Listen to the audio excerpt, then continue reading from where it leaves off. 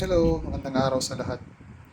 Bumili ako nitong soft starter para sa water pump namin, deep well water pump.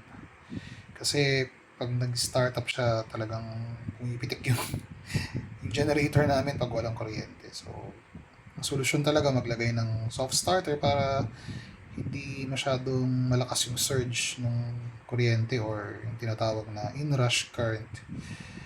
So, tinest ko siya ngayon. Okay naman. So, ito, ipapakita ko. Makikita ninyo pag saksak ko na siya ha. So, tingnan nyo yung reading dun sa metro. Dahan-dahan siyang tataas. So, hindi niya isusupply kaagad yung 240 volts. Dadahan-dahanin niyang ibigay yon sa water pump para hindi magkaroon ng surge or yung inrush current na iwasan.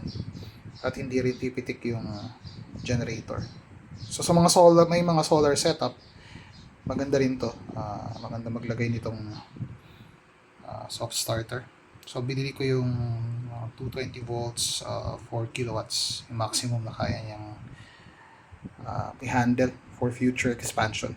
So yun lang, shinare ko lang, and hopefully kayong mga electronics or electrical enthusiasts dyan, makapag-share din ng inyong mga ideas, comments, suggestions, para matuto rin yung iba. So, papakita ko pag naikabit ko na dun sa water pump.